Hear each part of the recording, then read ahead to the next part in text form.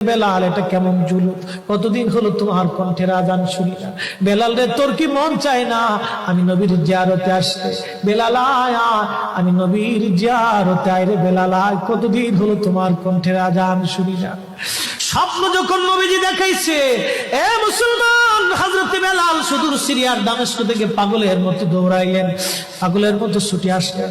যখন মদিনাতে আসলেন তখন তাহাজ্জুদের সময় চলতেছিল। তাহাজ্জুদের সময় চলার সময় হযরত বেলাল রাদিয়াল্লাহু আনহু কাঠের জালি দিয়ে তখন রওজা শরীফ ঘিরে রাখা ছিল।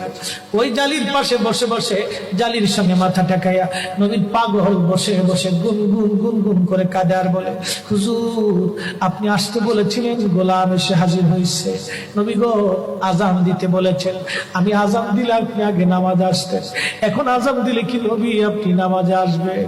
হুজুর এখন আজান দিলে কি আপনি নবী নামাজে আসবেন? নতুন মুয়াজ্জিন আসছে আজান দেওয়ার জন্য, এসে দেখে নবীর মুয়াজ্জিন বেলাল কাঁদে।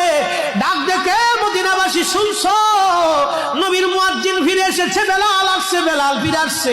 এই কথা শোনার পরে সব সাহাবী ঘর থেকে বের হয়ে দৌড়ায় এসে দেখে বেলাল কাঁদে। সাহাবীরা বলে, বেলাল আজান দাও, কতদিন হলো তোমার কণ্ঠের আজান শুনি না।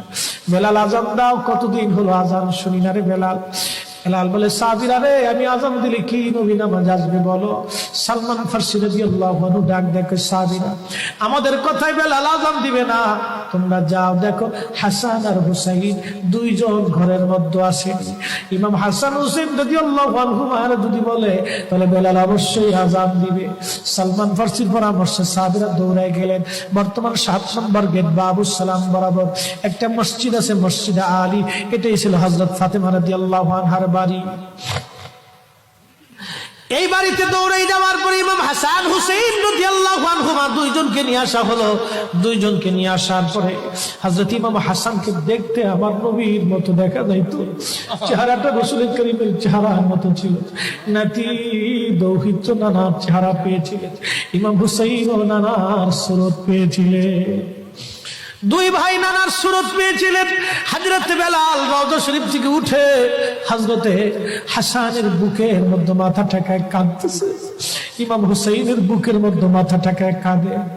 হযরত ইমাম হাসান ডাক দেখে, নানার মুয়াজ্জিন, কতদিন হলো তোমার কণ্ঠে আজান শুনি না।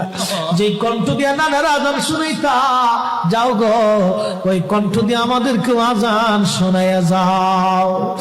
যখন হযরতে বেলাল ইমাম হাসান এই কথা বললেন, হযরত বেলাল দৌড়ায় গেলেন। যেই বনু নাজ্জার গোত্রের মহিলা সাহাবীর ছাদের উপরে দাঁড়ায় বেলাল আজান দিত। আবু দাউদের 519 নম্বর হাদিসের মধ্যে আসছে, প্রত্যেক ফজরের নামাজের শুভেচ্ছা আদিকের আগে বেলাল দাঁড়াইতেন। দাঁড়ায় আজানের আগে বলতেন, আল্লাহুম্মা ইন্নী আহমাদুকা ওয়া নাস্তাঈনুকা আলা কুরাইশিন ইউকিমুদ্দীনাক। প্রত্যেক ফজরের আজানের আগে এই দোয়াটা পড়ে বেলাল আজান শুরু করতেন। হযরত বেলাল রাদিয়াল্লাহু আনহু আজকে তাহাজ্জুদের আজান দিতে গেছে। আজান দিতে যাওয়ার পরে হযরত বেলাল যখন আজান দিলেন, আল্লাহু আকবার, আল্লাহু আকবার, আজানের মধুর ধ্বনি সারা মদিনার রন্দে রন্দে ছড়িয়ে গেল। মদিনার ঘর থেকে সব সাহাবী বের হয়ে দৌড় মারছে। আবার যখন বলেন আল্লাহু আকবার, আল্লাহু আকবার, সব সাহাবী, মহিলা, বৃদ্ধ, বনিতা ঘর থেকে বের হয়ে দৌড় মারছে। যখন বলল আশহাদু আল্লা ইলাহা ইল্লাল্লাহ, মদিনার ঘর থেকে সব মহিলারা ঘর থেকে বের হয়ে দৌড় মারছে রে, আর কান্না করে, নবী বুঝি ফিরে আসছে রে। আবার যখন বলেন আশহাদু আল্লা ইলাহা ইল্লাল্লাহ, তখন মদিনার মানুষ কান্না করতেছিল, গুন গুন গুন গুন করে কান্না করে।